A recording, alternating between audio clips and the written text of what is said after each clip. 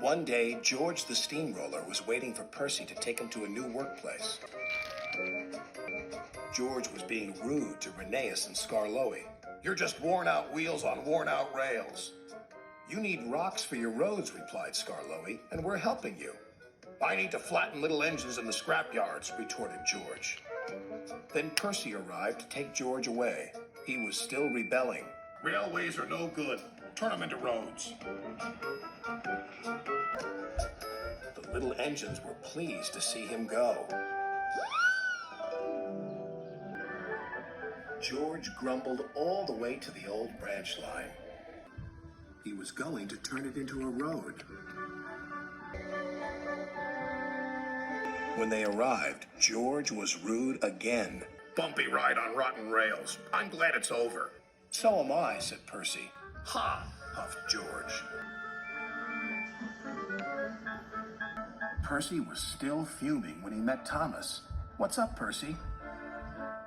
"It's George. He makes me feel down." "Just ignore him," puffed Thomas.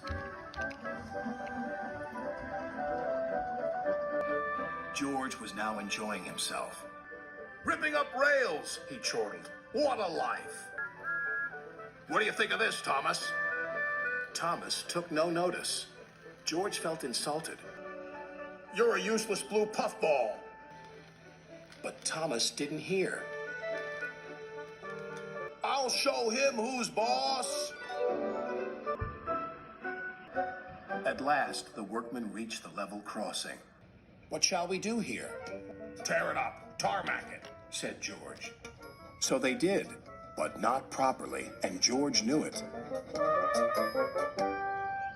Later, Thomas was traveling home on the same line.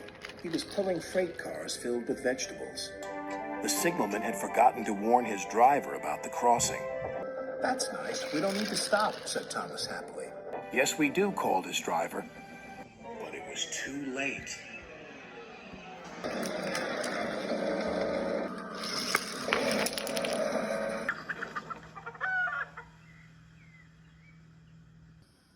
Next day, Percy told Gordon all about George.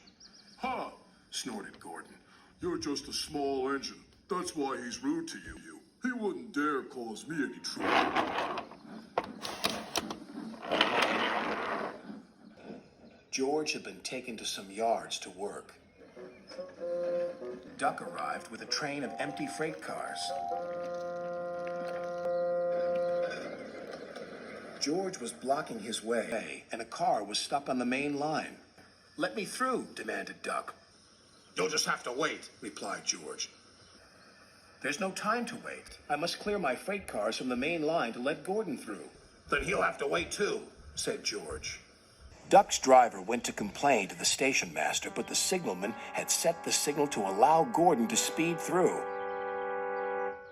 His passengers were singing his praises, and he was making express time. "I'm the greatest. Just watch me fly by." He whistled long and loud as he approached the station. Suddenly, he saw a freight car on the line ahead. "Get out of my way!" But the freight car wouldn't move until Gordon forced it.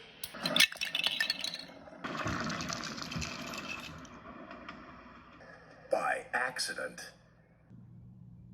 Gordon was worried that Sir Topham Hatt would be cross. He was, but not with Gordon. "Whoever caused this disturbance will have me to answer to." And he did, a few days later. "Look who's here," said Thomas.